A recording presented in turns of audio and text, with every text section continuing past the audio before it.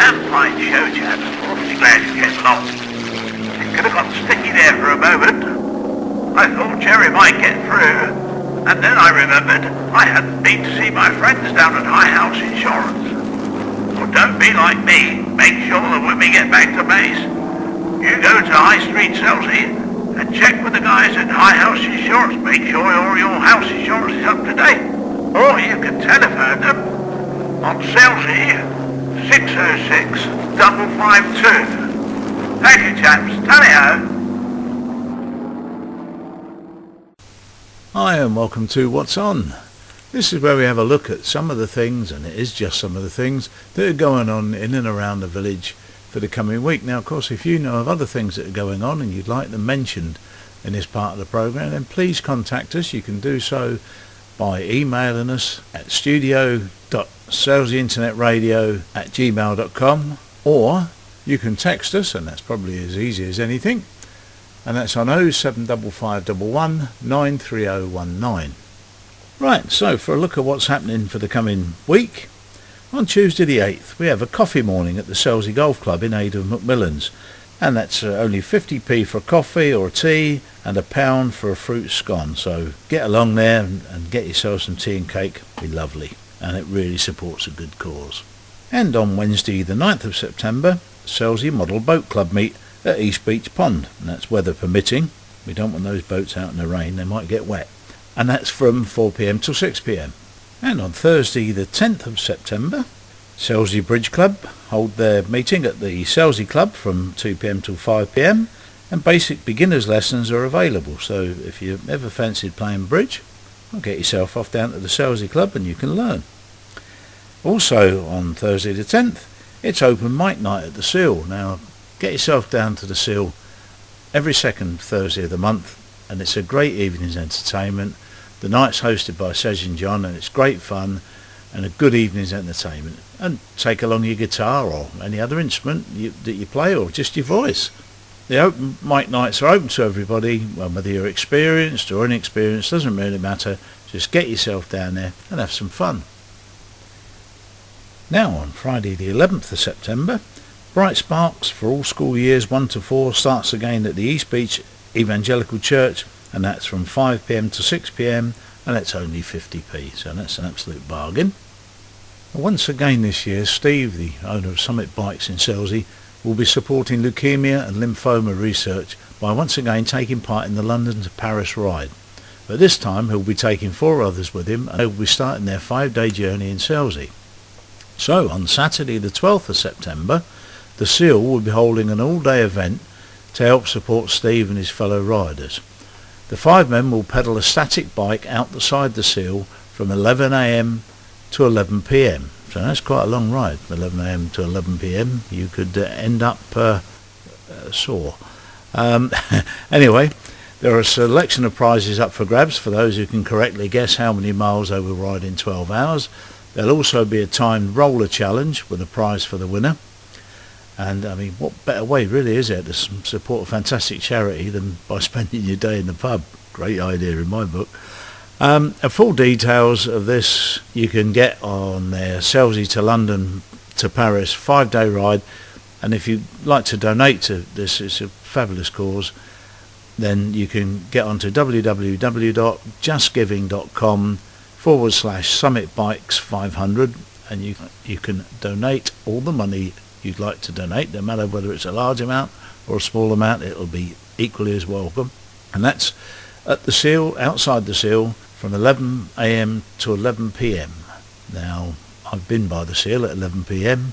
There might be a few falling off their bike. Anyway, great bit of fun. Get yourselves along there.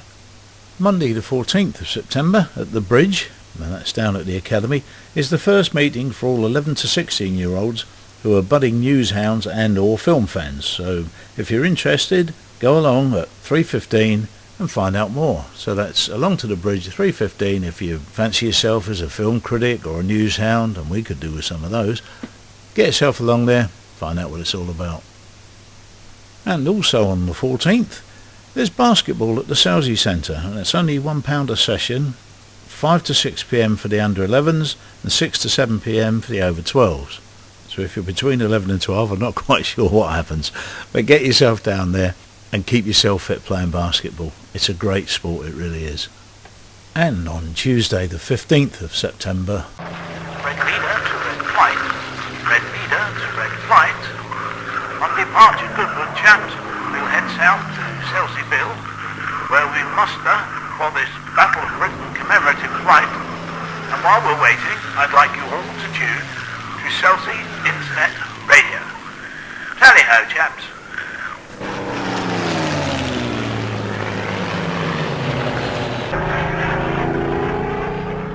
On Tuesday the 15th of September at 12 noon, an estimated 40 Spitfires, Hurricanes and Blenheims will take off from Goodwood to commemorate the Battle of Britain.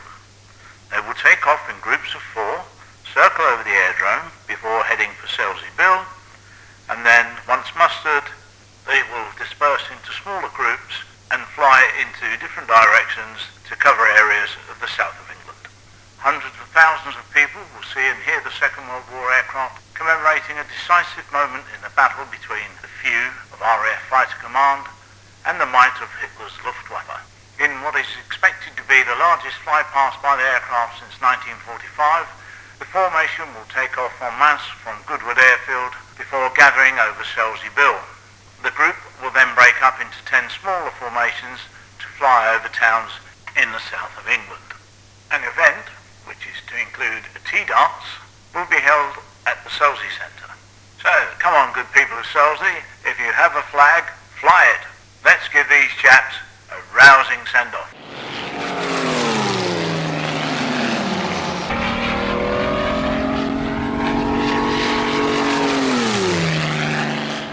And welcome this week to Keithy's Wartime Kitchen. Now these are a few recipes that my grandmother used to feed my grandfather and their 11 children during the Second World War in England. Now there was very little fruit, scarcely any sugar, very few eggs, meat, butter, and nearly all foods were rationed. In fact, bananas didn't stop being rationed until nearly 10 years after the end of the war. And families were encouraged to dig for victory, grow as much food as they could themselves. Consequently, many a flower garden found itself turned over to potatoes, carrots, onions and such in a desperate attempt to fill up the ever-hungry children's stomachs. Now, women were told that food was their munition of the war, and the Ministry of Food and women's magazines of the day gave basic nutritional advice and suggested substitutes such as mashed potato for flour, or sour milk for cheese, and grated vegetables for fruit, and whipped margarine with vanilla instead of cream.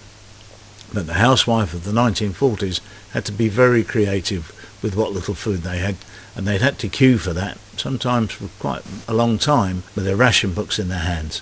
So here's just a few of the meals that they cooked up. And the first one is vegetable roll with potato pastry. And the ingredients for the pastry are 4 ounces of mashed and sieved potato, a half a teaspoonful of salt, 8 ounces of plain flour, 3 ounces of fat, and 2 tablespoons of baking powder. And this is what we do for that. We sieve the dry ingredients together, rub the fat into the flour and gently mix in the potato, add just enough water to make a fairly dry dough and knead it well. And the ingredients for the filling are 1½ cups of any mixed boiled vegetables, diced, 1 pint of thick gravy, salt and pepper, a little chopped parsley. And this is what we do with that. We take half a pound of potato pastry and roll it out onto a floured board, moisten the vegetable mixture with a little of the gravy, spread the vegetables onto the pastry leaving 1 inch all the way round, season to taste with salt and pepper, roll up and seal well at the edges so that the gravy can't seep out, and place on a well-greased baking tin with the seal underneath, and brush this with milk and bake in a moderately hot oven for 35 to 45 minutes. The next recipe would be very popular with the kids, and the ingredients are carrots, gelatine and orange essence. And this is what we do. Finely grate the carrots and cook 4 tablespoonfuls in just enough water to cover them for 10 minutes. Add flavouring with orange essence, grated orange rind or orange squash, basically anything orangey that they could get hold of at the time. Melt a leaf of gelatine and add the gelatine to the mixture. Cook quickly for a few minutes, stirring all the time, then spoon into a flat dish and leave to set. Then cut this into cubes, and there you go, you have carrot fudge. Our final recipe was created by the chef of the Savoy Hotel and named after Lord Walton, who was the head of the Ministry of Food at the time, and consequently it's called Walton pie. And the ingredients for this are 1 pound of diced potatoes, 1 pound of cauliflower, 1 pound of diced carrots, 1 pound of diced swede, 3 spring onions, 1 teaspoonful of vegetable extract, 1 tablespoonful of oatmeal, and a little chopped parsley. And this is what we do. We cook everything together with just enough water to cover it, and stirring often to prevent it sticking to the pan, and then let the mixture cool. Spoon it into a pie dish, sprinkle with chopped parsley, cover with a crust of potatoes or wholemeal pastry, and bake in a moderate oven until golden brown, and serve hot with gravy. And it must be good, because it came from the chef of the Savoy Hotel. Not many people could afford to go there in those days, that's for sure. Anyway, that's this week's recipes. Why not give them a try? In the studio with me now, I have a gentleman called Robin Johnson. Now, Robin's going to be opening up a new shop in the High Street. And he's opening up a wool shop. At least that's a loose description of it. And it's going to be in Penny Lane. Yes, that's right. Jolly good. I'm glad I remembered that, Robin. Yeah. Now, how long have you lived in Selsey? Are you born and bred Selsey? Or? No, come from Weybridge in Surrey originally. We moved here September of 04. Okay. Yeah. We've been here about 11 years. A couple of years before me, then. Yeah. And what made you decide you wanted to open a shop? Well, obviously the year I left school was when the recession sort of kicked off. And I sort of figured then I was going to have to work for myself, because there just wasn't going to be the workaround available. Well, that's absolutely true. It's even more so probably in this area than many areas. My mum worked for the worked in the old wool shop. For a bit, so she sort of knew the structure of it, how it works. And of course, when it closed, we thought, we'll try and take it over. Yes, because it survived for a good number of years, a wool shop.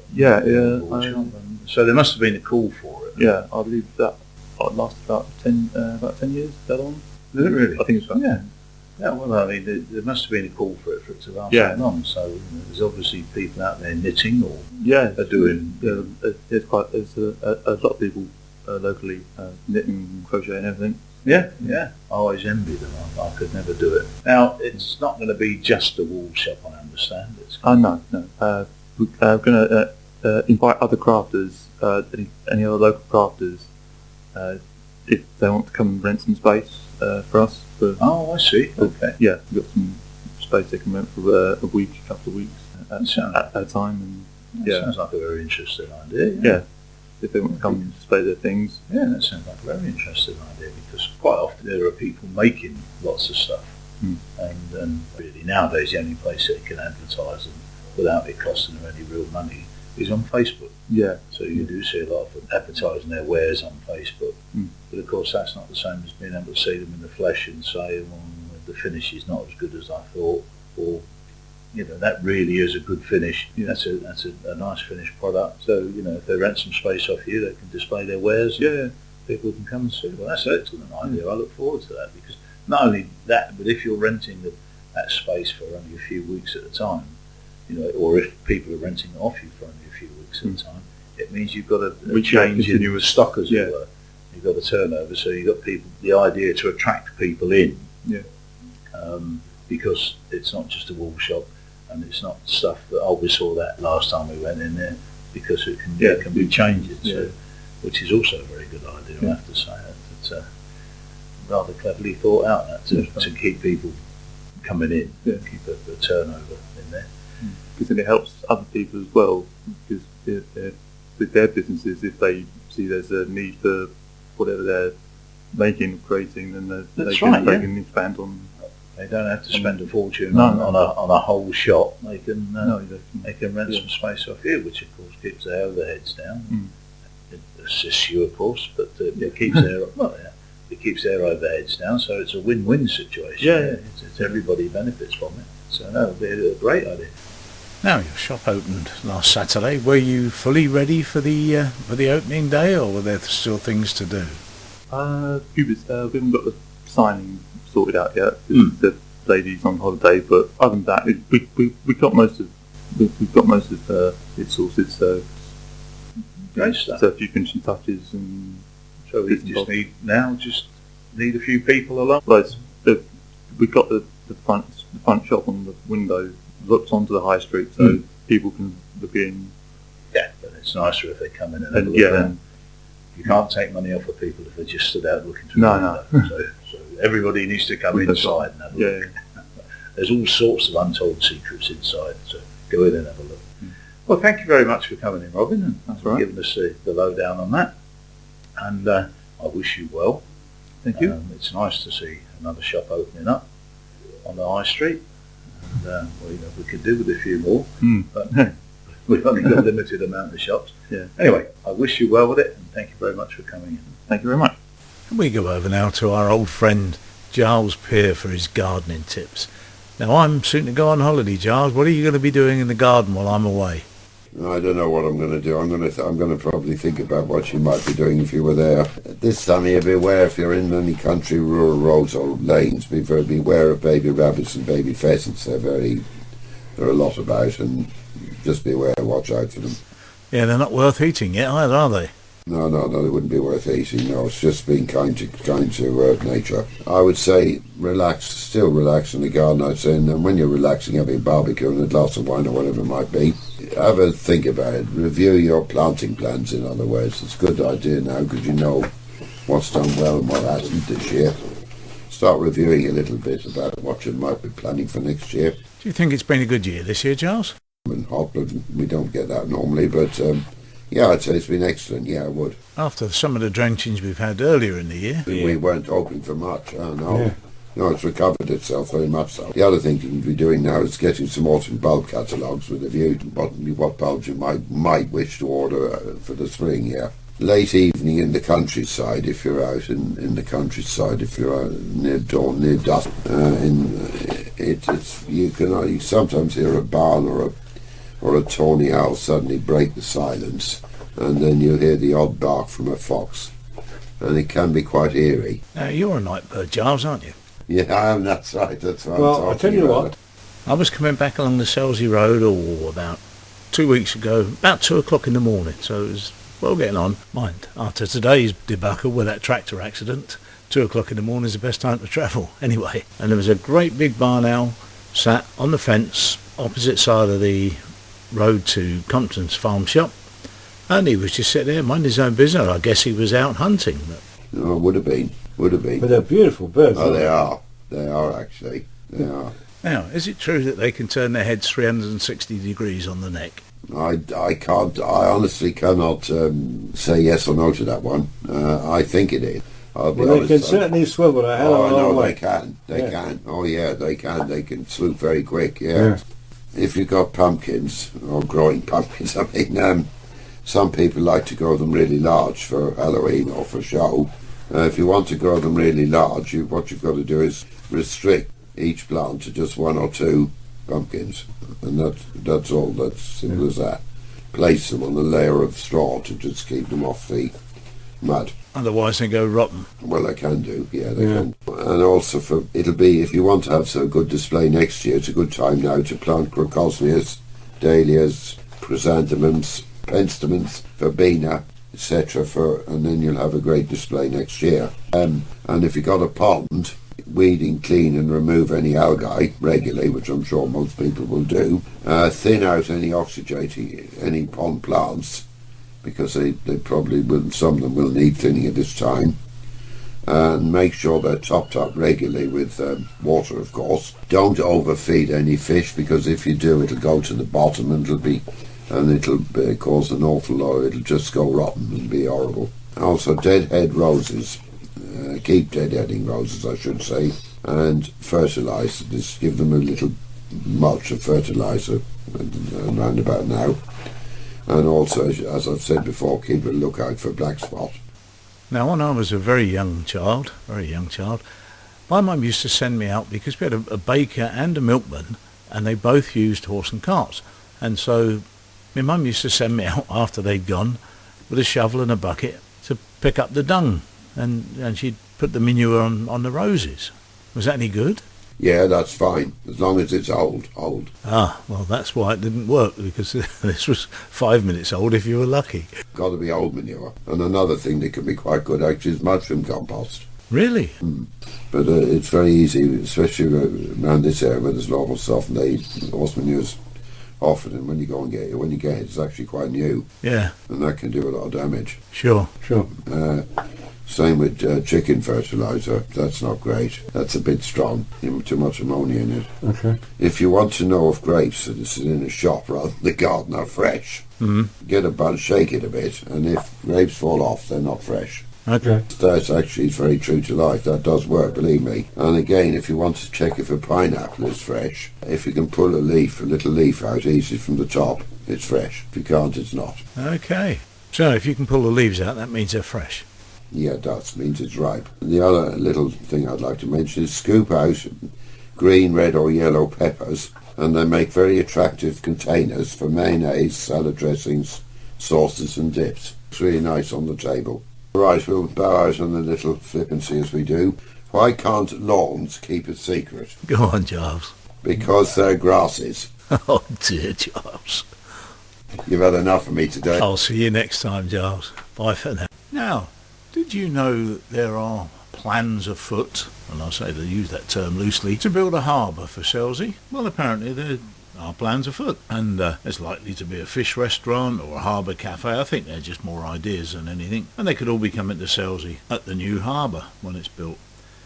Now, plans for this much discussed Selsey haven took a step closer to becoming reality this week when the council bosses decided to spend £13,000 on a feasibility study to see whether it would be okay to build a harbour. In a briefing paper set to come before Chichester District Council's Cabinet on Tuesday, September the 8th, it says that the construction of a small harbour at Selsey will generate economic opportunities for the town, bringing benefits to fishing and recreational boat users, while protecting the local area from sea flooding during stormy weather. Well, it all sounds very nice to me, I have to say. It might add a bit to attract more visitors, by sea and by land, of course. But how do you feel about it? I mean, is this the thin end of the wedge? If we get a harbour, are we going to have perhaps a fun fair on Oval Field all year round to attract visitors? I don't know. How's the parking going to be taken care of? Lots of questions anyway. But if you'd like to contact us and ask us the questions, we'll see if we can get some answers for you, certainly. Now, all you have to do is email us, and that's at studio.selseyinternetradio@gmail.com, or you can text us on 07551 93019, and we'll see what we can find out for you. The Weather Report. And it looks like we're in for a rather nice week this week. Monday's going to be partly cloudy with a high of 20 degrees. Tuesday, sunshine, only a 10% chance of rain, also 20 degrees. Wednesday, brilliant sunshine, only a 10% chance of rain, 20 degrees. Thursday, only a 10% chance of rain, 21 degrees. Friday, beautiful sunshine, no chance of rain whatsoever, 20 degrees. And Saturday, 20% chance of rain and 18 degrees. So that looks like that's going to be a fabulous week. So you can just sit out in the garden, taking some sunshine, do yourself some good. And that's about it from this week. Just to say thank you to producer John Fletcher, and from me, Keith Barnes, wishing you a wonderful week, and see you again soon. Bye bye for now. Bye.